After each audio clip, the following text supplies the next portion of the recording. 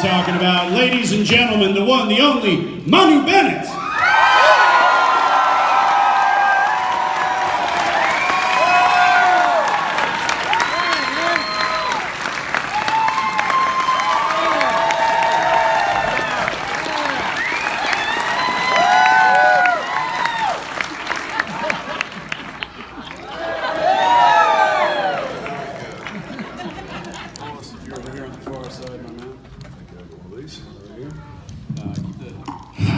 Hello, y'all. Kia ora. In my country, we say kia ora. Tēnā koutou katoa. Thank you. Who said that? Have you been? No, I have a good friend. A good friend. Is he like an All Black? Yeah. Oh, we could really get into this conversation. How well do you know this guy? He's actually a gentleman of Aspen. Oh, okay. Has he taught you how to do the haka? No. No? We might have to teach you guys how to do the haka. But before you do anything called the haka, because the haka is like the Maori war dance. You know, does anybody know? Has anybody heard of the haka? Yeah. Put your hand up. Okay, put your hand up if you haven't heard of the haka. You're gonna get an education today, Dallas. Okay, you're all gonna learn the haka. You have no idea how excited I am right now. But before you learn anything about my culture that's about war or conflict, I want to teach you something about my culture. It's an act. It's a gesture, and I think it's one of the most beautiful things that we have in our culture. And as a matter of fact, I'm going to bring two people up here to show you how it's done. Slade Wilson, Deathstroke, and Oliver Queen, the Green Arrow. I just spotted you out there. I'd like you to come up here. This is not staged, but this is very funny. I can assure all of you that this is not staged, and I have no idea what's happening right now. But it's happening. Okay. No, get up here. He said get up here, so get up here. Yep. Come around this way. Okay, come up onto the stage here. Here we go. Stairs right here. Now this is going to be funny, right?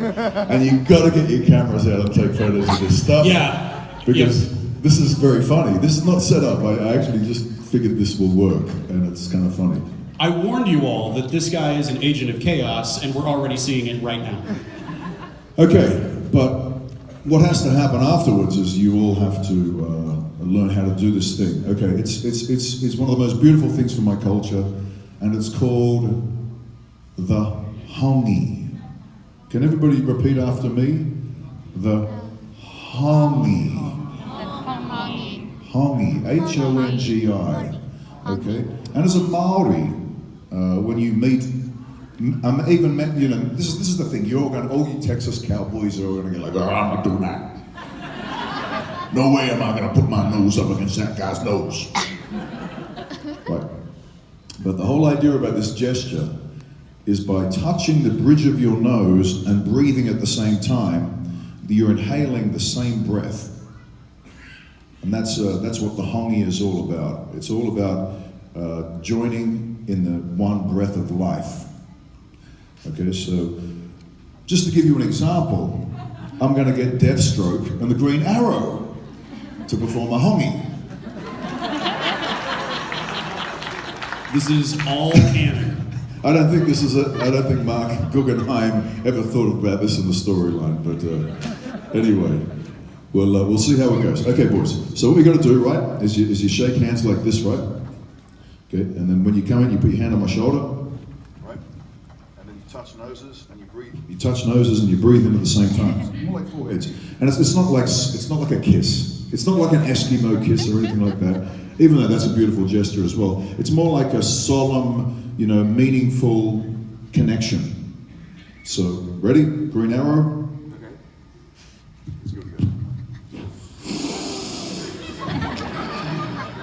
Kia ora, bro.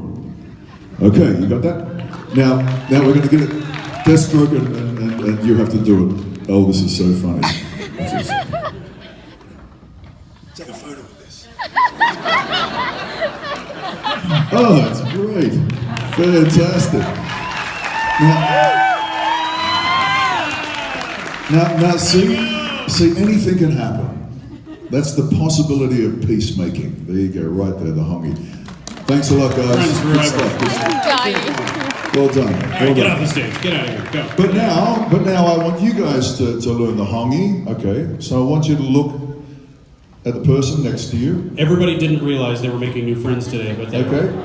The person next to you, you have to hongy with this person here. Come on, kid, you'll be fine. Yeah. Okay, with your mom. Yep. You've told your mom. You good? All right. You guys, No. those two big cowboys up the back there. Face each other. Everybody got a honey brother? Okay, ready? I'm gonna hongy with the sign maker. Do like a 3 thing. Okay, ready? Everybody ready? So face each other. 3. No. Hey, I did this in Utah and we broke the world record. I think it was like 5,000 people. I don't think we can break the world record here, but you guys will give it a go. Here we go. So look at each other. Okay? Go in, touch noses and breathe in at the same time. Okay, here we go. Wait a minute, they're making out. That's... Thank you. Who did it? Okay, put your hand up if you did it. Thank you. Thank you. Thanks for sharing the culture. Look at that. We got a few hundred new honorary Maori. Well, I figure somehow I got caught up in this world of storytelling, right? And for what it's worth, I think I'm a part of modern mythology. You know, playing Deathstroke or playing Azog or playing Crixus. You know, we're just trying to tell stories that connect us. You know, I mean, a lot of the things that we live by are based upon books that were written 2,000 years ago. You know, and I think that we still write, if not even more advanced, and for a modern society, in the way that we write art and the way that we write movies and television. So I think this is modern mythology, and there's a lot to get out of it. And what I respect about conventions and Comic-Cons most of all is because all of you come here based upon the connection of story, and good on you for doing that. It's a really powerful resource in which people get to reflect upon what our moral codes are, you know, what our identities are. And you know, you come here dressed up as heroes or come up here dressed up as villains because that's a little part of yourselves. You want to express yourselves, and you found a way to express yourself through these characters. So good on you, you know. I like to think that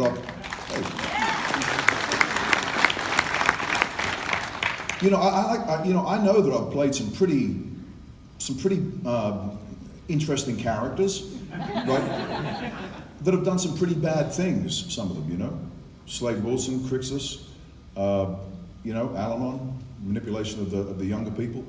But, you know, at the same time, you know, I try so hard to bring to my characters a sense of truth and morality. So that even when I end up having to do these diabolical things that end up on the page and I think like, oh, you know, I'm killing Oliver's mother, right? I didn't think there could ever be a comeback from that. However, holding true to the character, maintaining a sense of moral code and dignity, and and then being able to walk out of the prison cell at the end of season 5 and say to Oliver, "The Mirakuru is worn off, kid." It was like a nightmare. I remember everything that happened, but how can you forgive me for this? And somehow in this next couple of episodes on the show, they showed forgiveness, or a sense of the ability to move past certain acts. And I think this is one of the great abilities of mankind, great abilities of humanity, forgiveness. And when we're dealing with these stories and these things happen and we take the opportunity in our television shows or whatever to look at the retribution, the ability for a character to understand their mistakes and try to make a comeback, then we see what forgiveness is what, the power of it, you know? And in this complex world that we're in, with borders, religion, political differences, nationality differences, skin color differences, that forgiveness is so important. Understanding the other person's story is so important, because we're all responsible for doing wrong. And at some stage, if we become accountable to somebody else, we hope for their forgiveness. Anyway, that's my bit of a take on it. It's really beautiful.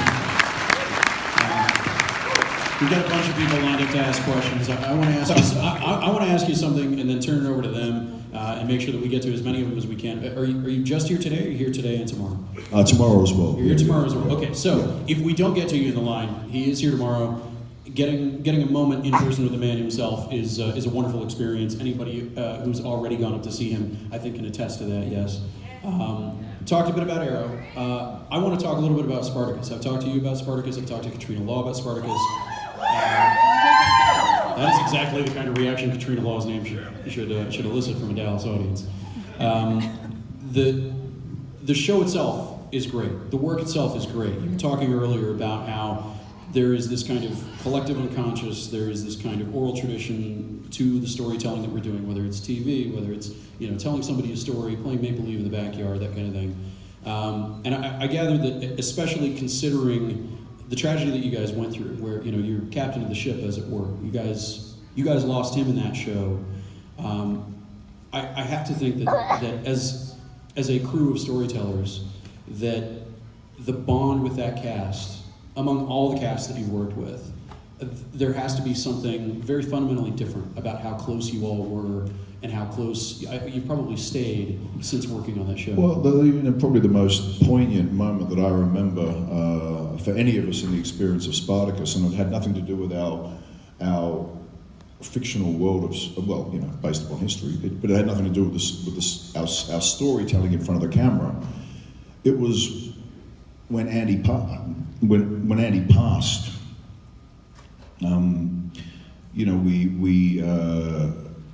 We had originally, when Andy was getting his treatment, we knew that he was going in for his first round of chemo. So a group of us got together, and we this one's on YouTube for the Spartacus fans who might have seen it. A group of us got together, and we were all dressed as gladiators, and we did like the haka. We did the haka for Andy just to send him some energy from the brothers. And it was a powerful moment, a lot of the boys, except for one guy at the back that was laughing. I don't know. I don't think he got what we were doing. Well, I mean, you can't really blame somebody for that. Everyone always points this one guy out of the back. We're all like just trying to send Andy, and this other guy's at the back going like, "What am I doing?" Well, I mean, there's something to feeling like you're not doing it right. Totally. Forgiveness. The guy was just really just in that moment. But when Andy actually passed, there was a collective, and originally, that first one was just the guys, right? And it's not necessarily traditional for the women to perform the haka, But when Andy passed, everybody on the cast and everybody on the crew gathered in the training square that had the pulvinus where, baddie artists and that would stand at the top. The pulvinus was actually occupied by the women. They all went up the top, and there was a bunch of Maori women up there who knew the waiata and these beautiful songs of old Maoridom, and they were up there going, and we were down the front, every male on set, including the guys that make coffee or the guys that do the lighting and the gaffing. And we did a haka on that training ground that was only ever played at Andy's funeral. And that moment, collectively, the amount of energy, the amount of aroha, the amount of love, the amount of mourning, the loss, the hopelessness, the regret of not doing more to. I mean, for me personally, having played Crixus with Andy Whitfield, I resisted, and he resisted a friendship based upon the way that we were playing our characters. I'd see him on set and I'd say, "Hey, Andy, how you doing?" He'd be like, yeah. Good, okay, I'll see you on set in a minute, I'm gonna kick your ass. But this was good, it was good. I mean, very similar with Stephen Amell, I mean, we get there and we're like a couple of dogs, like, and then you get there and you're like, okay, who's number one? Who's top dog? I've never worked on a set where I think that I'm number 2 on the call sheet. I don't believe that, because I'm the brown-skinned guy, so the white guy gets the lead role, I get the second one, right? And representing brown-skinned people, I'm going to go my hardest. Yeah. Generalization, but a bit of truth. I know, because whenever I'm around, whenever I go down close to the Mexican borderline or something, there's a bunch of Mexican boys with Crixus hairdos come up and they go like, "Bro!" I'm like, I know you get it. Like, I'm glad I represent some colour. You know, I'm glad I represent some brown. You know, this is great. You know, but anyway, yeah. So whenever I'm on the set, you know, it's always a good, healthy challenge. And you know, when Andy passed, you know, we'd just gotten to a point in the storyline where his and my storyline would have gone into the brotherhood. And you know, I just want to tell you a story about how I projected my character as Crixus. When I was 15 years old at school, I had a very bad bullying scenario with a guy called Matthew Sisley. I mean, at that time I was a capable athlete. I had wonderful, you know, beautiful mother, an artistic father. You know, the family base. You know, I wore gel in my hair and was fashionable. And this guy had a mullet haircut and like death metal shirts and just walked around like this all the time. You know, and he'd come up to me and go, "You effing boom, excuse me, fun guy." But you know, but he would give me these really, you know, and I didn't understand his anger. But I kind of represented somebody who kind of had it all going on, you know what I mean? Like the road was pretty easy for me, and this guy didn't like that you know, I had that, but I didn't understand that, and he would just call me names and do all this sort of stuff, and we'd almost get into a fight, but we never did. But you know, but he was my enemy. He was my enemy. Didn't like the guy. He didn't like me. When I was 15, I was in a car accident. Drunk driver hit our car. My dad was driving. My mum was in the passenger seat. I was in the back. The car was hit. I was thrown out of the car. My mum was killed.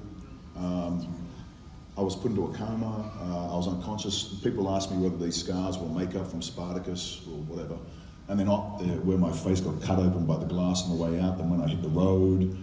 Luckily, I wrapped myself in a blanket before I got into the car, and that saved my body from really getting more damage. But I was in a coma for 2 weeks. When I woke up in the hospital, at my bedside is my enemy, Matthew Sisley.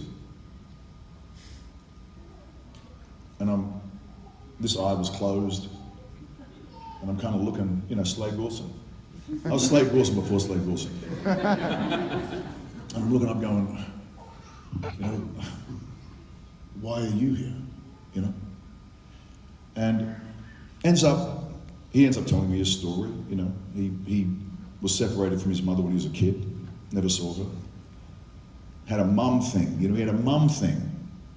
Young boy with a mum thing, right? You don't have your mum in your life, you're gonna have troubles growing up. Okay? I didn't know that about him. And he came to my bedside because he knew I'd lost my mum.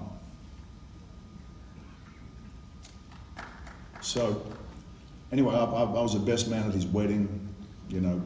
I spoke to him last night. I rang him at 2 o'clock this morning for his birthday. He's on the 20th of October in Australia, so I've got to ring him at like 2 a.m. in the morning to get him at the right time, whatever. He rang me 10 days ago for my birthday. We're trying to work out, it's our 50th next year. But anyway, I realized at that point that you can overcome the diversity of your enemy. You just don't know their story. You just haven't shared enough knowledge about each other to be on the same page. And when I played Crixus, because I was the antagonist, I played him like I imagined Matthew Sisley. So when Crixus had his bad military haircut, because I remember when I came in I had long hair, and my producer, Rob Tappert, who was from Texas, because he doesn't call me Manu, he goes, Manu! You went, Manu, you're not having that long hair, you're gonna have a military haircut. I was like, oh really? Next thing all my hair's gone, I've got this little cover thing. But then I thought, oh, you know, I sort of look aggressive like Matthew Sisley. And then there's these scenes where I go up against Andy Whitfield in the bathhouse, and I'm like, you know, I'm angry at you, and I'm gonna give you all of this poison in me. I'm gonna load it off onto you because you don't know me, and don't you step in here and try to big note yourself, the champion who won some fight in the arena. I'm the boss. You get it? In his face, right? My producer came up to me 3 episodes into the show and he said, "What are you doing with Crixus? We're getting letters from the fans. They want you dead. They want us to write you off the show. Kill him off. We're getting kill him off. Kill Crixus off. Kill Crixus off." Think about it, because I know men who cried during my death scene, and I'm glad you did, because I wanted that to happen. Right? Because the evolution, right? Getting to know the story, that was really important to me. And I said to Rob Tappert, I said, "Rob, it's great that that's the case. Trust me, please trust me. I'm basing this upon an experience in my high school. I really want this to come through. I want people to hate me. I want them to loathe me. Then we'll work our way through the bar with Navia. You know, we'll get to tapping the shield where I say, okay, I'm with you finally." And he jumps up. You know, and that was what brought me to that place and that character. You know, I'm doing a film up in Michigan right now, and I'm playing a soldier with PTSD. And I had a friend who actually came to a convention, a guy who'd been in Afghanistan, who came to the convention, and this was years ago, and he came to a convention, he said, "Oh, look, you know, I'm an army vet from, you know, I lost my leg, an IED went off, he lost everyone except one of his team members, and he was the leader. And so he lives with this guilt and has PTSD and all this sort of stuff, and a really bad leg, it needs to be amputated. But he came and met with me to help me on this particular show, this film that I'm doing right now. But the reason why he came to me in the first place was because, you know, when he watched Spartacus, and he said that all his troops used to watch Spartacus over in Afghanistan as well, is because when I'm in these characters, I don't want that struggle that I have to be an acting scene. It's not worth it. It's not worth acting at that moment. It's only worth going to your deepest, darkest places that you've experienced, so you can share this with people and wonder whether it resonates, wonder whether people will watch it and it'll move them in their living room. You know, that's my job. I feel like that's the gift, or the one thing that I've been given in life to try to do well, is to take this stuff that happened to my poor mum. My brother died in another car accident. He died in my hands. These things have compelled me to be an artist that tells strong, but, you know, all that strength, that's me trying to get through life, you know? That's me standing up saying, yeah, I'm Crixus, or I'm whatever. You know, I've played some pretty good contact sports and done some certain things that put me into that physical realm, and so I understand that sort of thing. But I believe the best part of anything that I've ever done is when I turn up the heat, as my friend who gets PTSD says, whenever he's in a tight space and he feels the heat, he feels like he's back in that Humvee that got blown up by the IED, and he can't get out. He can't get out. Like there's moments when I'm Slade, or when I'm Crixus, or when I'm Al-Anon, where I can't get out. And I just try to go there and bring that to the performance, because you know, you're sitting at home in your living room and you're wondering what's going to change today. What's going to change today? What am I going to turn the television on? Am I going to walk outside and go for a walk? Is my spouse going to come home and we're going to talk about those problems? Am I going to be better to my kids? Am I going to do all that sort of stuff? Anything that's ever going to make a difference to your days if you feel something, and it helps you, you know, move internally or externally. So, you know, I don't know. I find my whole compulsion about acting is to go to those places and you know, whenever I come to a place like this, I'm in Texas. How many of us have met? Well, thank you for coming back to meet me again. But everybody else, thank you for watching what I've done on screen. You know, thanks for coming here and saying.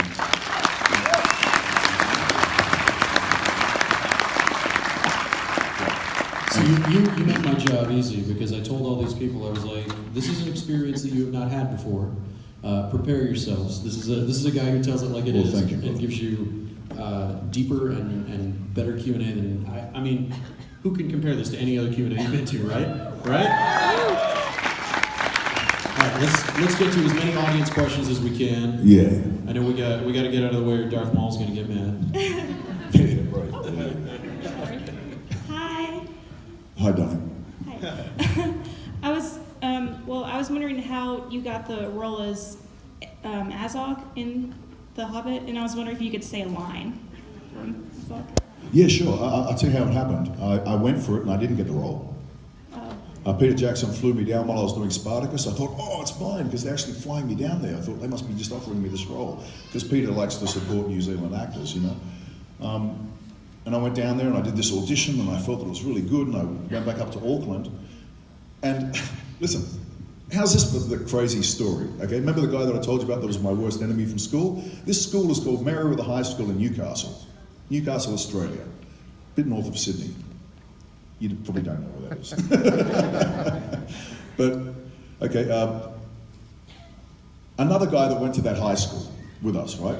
His name now is Conan Stevens, but he used to be called Mark Stevens in high school. But we used to call him Stork, because he was like 6.5 foot tall, skinny, and he used to walk around like this.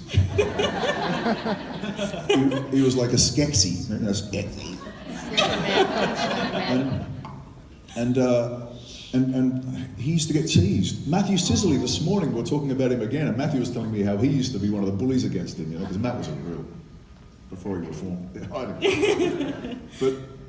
But anyway, so this Stork guy one day, we're all sitting around the playground, and he's walking through the middle of the playground on his own, because he's always on his own. And this bully from the year above went up to him, and I saw it, you know, everybody saw it. It was a moment that happened in legend. This guy walked up and sort of pushed him, and Stork kind of went back like this, and then suddenly, for the first time in his life, he went,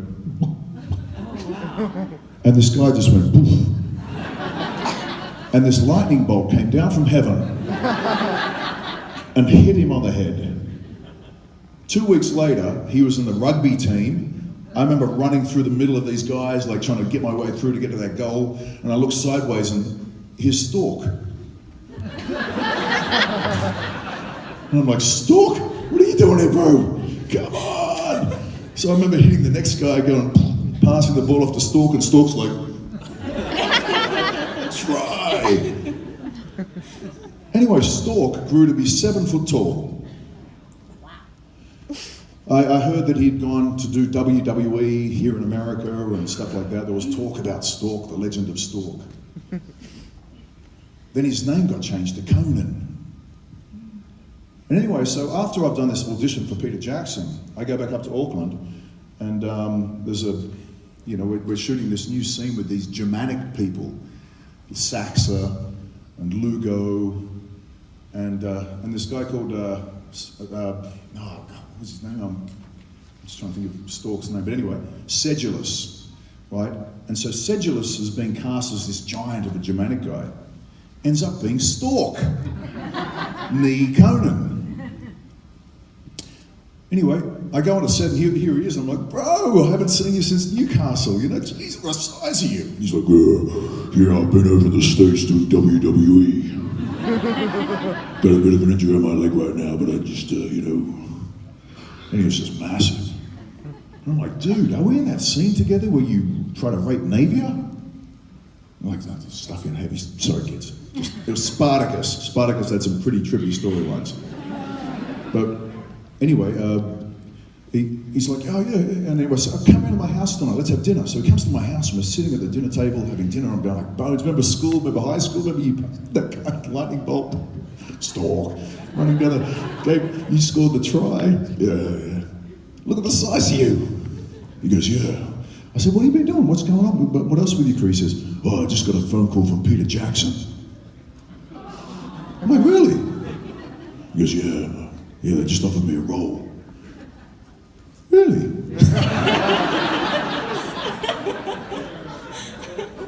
Which role? Oh, I don't know. He's like a king of the orcs. You know, Arzog. Give me my food back. Get out of my house. No. Yeah, but I'm like Stork. Congratulations, mother. I remember that was one of the real moments in my life where your stomach just drops out and you go, and I still feel embarrassed that I never said to him that night. I've said to him since, but I never said to him that night, oh, I went for that as well. I think I was just, my ego was too big, like I was precious, I had to be, you know. Anyway, So my friend Stork from my high school in Newcastle, the two of us were going for the same role, and he played it the first time, right? Now what happened was, and I've spoken to all the stunt guys about this that worked with him, because he worked on it for 2 years. He probably got paid 50 times as much money as I did, because I did it in motion capture. But he had to wear a huge outfit. He had to go in at like 1 o'clock in the morning and sit in makeup and prosthetics for like forever. And if anybody's ever seen the orcs in Lord of the Rings, and this was the problem, because Peter Jackson got to the post-production and realized this was a problem, right? Is that here would come, my friend, like, good on him, trying to do his best, but he'd come forward and go,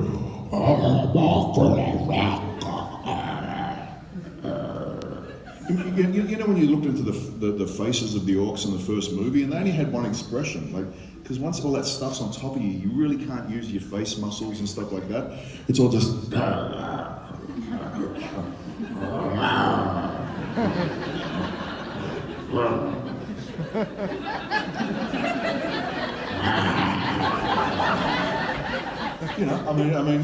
when you're going close and you're trying to get, the way that when I in the very opening scene when you find Arzog for the first time, he's up in this castle, and those two little orcs have come in, and they let Gandalf and all those guys get away, and they're walking in, and like all the wargs are sitting there going, and then you see the big orc. Oh, and by the way, I based my character on the night before I watched Jaws and Empire Strikes Back, because I only had 3 days to get ready. So I based my character on James Earl Jones's voice, I am your father, Luke. Well, compare that to Ubak Dinuk, good easy, good right? So, completely plagiarized James Earl Jones. Don't tell him that. No, I didn't do it. And Jaws. I watched Jaws, and I thought I'm going to play him like a shark. So if you watch the movement, it's like do good and easy, good and dark.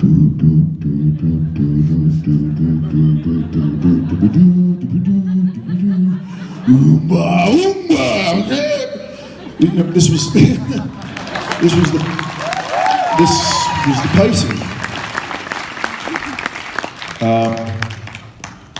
Anyway, so Peter Jackson got to the editing booth, discovered, kind of like Star Wars when they decided that, the voice of the original Darth Vader, David Prowse, like that Welsh accent saying, "Take the princess to the Death Star," it just was never going to work. So they changed that like that, but in effect. Poor, my friend had too much gear on, had not enough feature movement in his face and stuff like that they decided to redo Arzog 3 months before the world premiere. What? And trust me, when I went down to the Weta Studios and met all the post-production guys, they were having a heart attack about how they were going to get this done in time. And but I was up to speed. I'd been doing Crixus, so the moment that I got in there, I said, "Hey, Peter, instead of just going like this with the hammer, can I do this? Can I swing at him? Can I sort of swing backhand and then go around and go, boom?" And so I already had some dynamics of movement going with weaponry. So anyway, we shot it really quickly. Darth Vader, Jaws. That was my premise for the whole thing. In a nutshell. Yeah. Thank you. All right. Yeah. So we've got about 5 minutes left. Okay. 1 minute for each answer. Okay. Real fast. Okay. Hello, Mr. Bennett. I would like to know to see if you enjoy yourself being in 40 episodes of Arrow, playing as Slade Wilson and Deathstroke. Did you enjoy Arrow? Was it torture? Was it terrible? Or was it great? Oh, I can tell you this. Vancouver's a very different country to where I come from, and the temperature's very different, and it's got a wet cold that goes into your bones, and we shoot a lot of stuff outdoors, and it looks beautiful, but after about an hour of standing in the drizzling rain, in that kind of sinks into your bones kind of cold, it can be quite challenging. But of course, I always look at the crew and see them like dragging machines through mud, like with shorts on and stuff like that. And we're sitting there and giving us blankets and giving us a coffee and saying, "You okay? Would you like anything else?" And I'm going, "Oh, well, I just better shut up, eh?" because these guys are doing a lot harder than me, right? So, I mean, look, I think that as a piece of modern mythology, very well written show. It's got its demographic, it's got its audience. It's hitting targets. I think that Stephen and I have evolved. He and I personally, with our performance as Oliver and Slade, in a way that the writers have done a really good job with this journey that he and I have been on. And I think that every time it comes up, it's kind of like the origin story a bit, and it swells emotions in people again, which is my whole, modus operandi. So I'm glad about all that. Yeah. Hopefully I'll be back on it at some stage. I don't know. Thanks, brother. All right, thank you so much. Go. Hi, I was just wondering, out of all the characters you've played, who do you feel you're the most similar to? Well, Crixus was like this first big endeavor for me. I mean, literally, I was on the bones of my backside, financially and everything as an actor. I actually got offered a movie in South Africa, and I trained so hard for it. I went to South Africa to be in this MMA fighting film, and I worked myself so hard. And I got there, and Van Damme was meant to be a part of this film, and 3 days before the film, he hadn't shown up. Then he didn't show up at all, and the whole film fell over. And I had spent every cent that I had, and I went back to Australia, and a friend gave me a job on a building site as a builder's labourer, and I was literally digging a hole for a swimming pool in the backyard when my agent rang, and she said, "Manu, are you still in that hole?" And I said, yeah, it's getting deeper. It's getting deeper. And she was like, well, there's a show called Spartacus that's come up, it's gladiators. And I was like, oh, really? Yeah. Anyway, I went and I auditioned for Spartacus, and they said no. And then I auditioned for Enemaus, and they said no. And I auditioned for Barker, and they said yes. You know Barker, right? Spartacus fans. And then they were going to fly me to America to meet the producers for Barker. And then the night before I was meant to fly, they rang up and they said, "Oh, sorry, Manu, they've cancelled it." And I was like, oh, back into my hole, right? And then a few weeks later, they rang up, and my agent, who was German, she was like, "Manu." I said, "What?" She was, "Manu, they have a role called, I don't even know how to pronounce it. It's like Crixus. Cricus." I was like, Cricus. I remember the first table read-through with Peter Mensa, and he turned to me and he went, "Cretius." That was the first time my name had been mentioned in the table read, and I went, "Really? Is that how it's said?" I hope it's mentioned if it was Cretius. I'm glad it got to Crixus. But anyway, that story for me was kind of like the beginning of any kind of job, my career. It wasn't the first job. The producer of that was Rob Tappert, who was the producer of Hercules and Xena. 10 years beforehand, I'd worked on Xena with Lucy Lawless. I have to say that job, when I got it, was like the first time that I went, oh my, this is a real this is a job. I'm actually going to be an actor, an actor, like, with Lucy Lawless, and, it was Mark Antony. And anyway, so 10 years later, and that's the thing, like if you're into the arts or anything, just be good to the good people who are good to you, because if you do a good job and there's somebody there that's any kind of mentor, that's how it can turn around. Like, 10 years later, Rob Tappert went, let's take a look at that guy from 10 years ago. But you know what, sorry guys, this is going to end up taking up all my time, But he's here the rest of the weekend, and you can come get the in-person experience. So, Rob Tappert, right, rang me when I was going for Crixus, and I was, at the time I was in a bird aviary with my daughter in a pram, wondering how I was ever going to be capable to earn money to raise a family, and the phone rings and it's like, "Manu?" I'm like, "Yes?" He goes, "It's Rob Tappert here." And at this stage, I didn't know Rob from Xena was involved in Spartacus, but he goes, "I'm one of the producers on Spartacus." I was like, "Yeah?" He goes, "Well, Manu, we've all seen your tape, and the producers like it, but I'm afraid I can't offer you the role."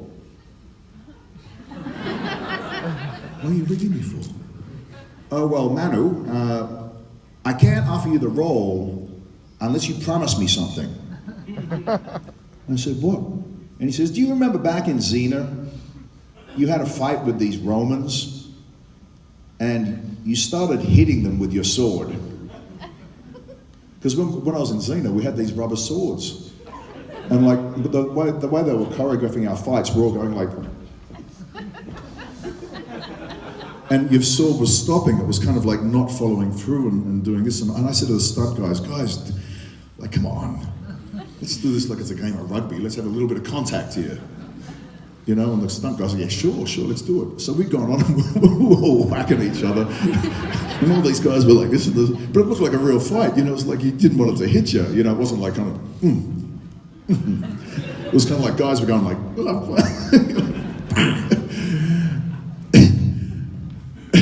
And Rob said, well, remember that fight back in Xena? I was like, oh yeah, where the safety lady came on and told us to stop because we're hitting each other. I mean, usually when that happens, you kind of know you've done something wrong. Yeah.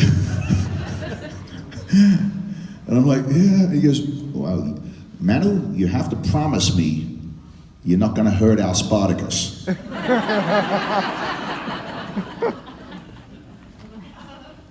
I promise. The rest is history.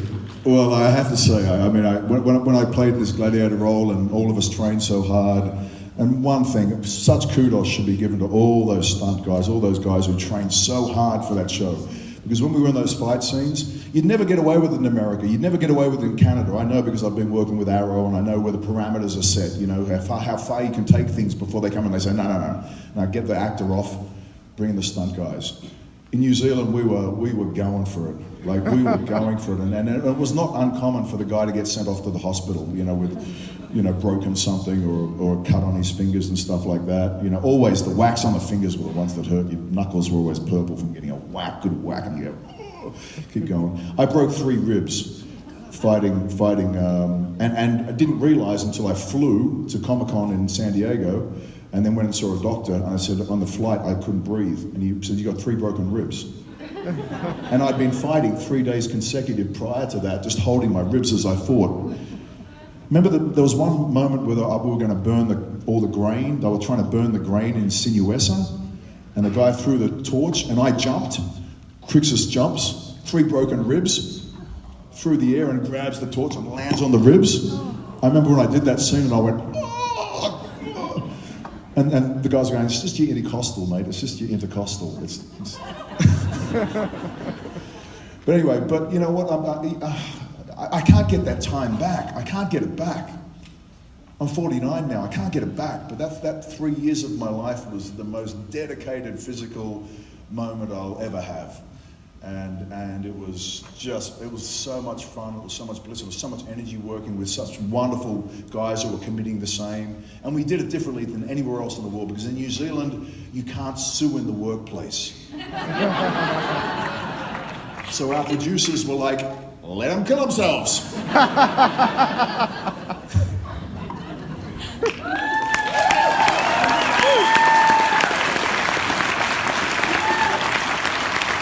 So we got good news and bad news. The good news is this is great, right? Yeah. The bad news is we're out of time. Yeah. Now, so regarding the haka, were you gonna? Yes. Teach Okay. Everybody stand up. We gotta do that. Everybody stand up. Okay. Gonna learn the haka. He promised. I know, Dee Dee. You're gonna kill me. You're with me. I'm not gonna make Deathstroke mad. Girls, come up here. You're with me. Where are the kids? Yeah, come up. If you're a kid, come up here. Any kids? Come up here, kid. Manu, this is how the Pied Piper story starts. Come on. There's another kid. Yeah. Okay. So we're fighting against all of them. Okay? Come up here, darling. Good stuff. Awesome. Oh, well done. Oh, wow. Look, is it Belle? Oh, that's Elsa right there. Oh, Elsa. Elsa's going to come and do the haka. Do you want to build a... Come on, baby. Okay.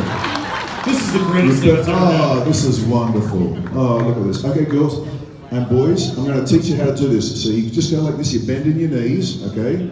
And you slap your knees. And when you slap your knees, you go kamate, kamate. Okay? So you go Okay? And after kamate, you say kora with your arms like this. So you go kamate, kora, kamate, kora. You know what that means? It means, am I going to die? Kamate, and kora means, am I going to live? So you're at the beginning of a battle and you're asking yourself the most important question. Am I going to die or am I going to live? Did you get that, guys? Now listen, they're going to try to scare us. Don't be scared by them because you got me. I'm on your side. We can do this, right? You ready for this? But what we're going to do is we're going to be doing kamate, kora. Let's practice one more time. You guys practice as well. Kamate, kora, kamate, kora. Okay, now I'm going to show you what a real Maori war chief does in the front of the troop before they do that. And when I say kiamo, you go into that position, okay? And then I'll go he. And at that point, when I go he, you go kamate, kora, okay? You can remember all that? On the he, okay? When I do the he, you guys drop down as well and face us because we're badass. Remember, that's bad. This is going to be the best Instagram story we've ever had for the next one. Okay, so the war chief, I'm sorry, darling, I'm going to do something loud. It's okay, okay, I'm just going to pretend I'm a bear, okay? Just for a minute, ready? Kiarite! Kiarite! Kiamo! Kamate, kora! Kamate, kora! Kamate, kora!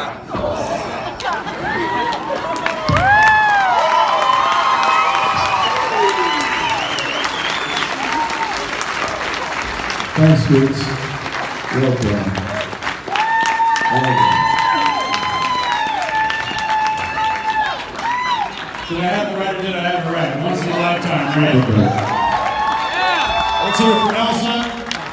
There we go. Let's hear it for all the kids. Let's hear it one more time for Manu Bennett.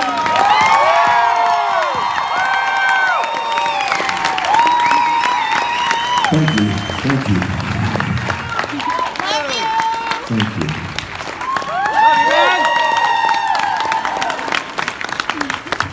Awesome. Time to go. Thanks, Back kids. to your families, children. Big round of applause for the kids.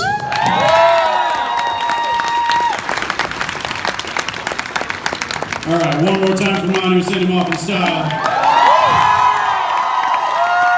Come out there. Come out there.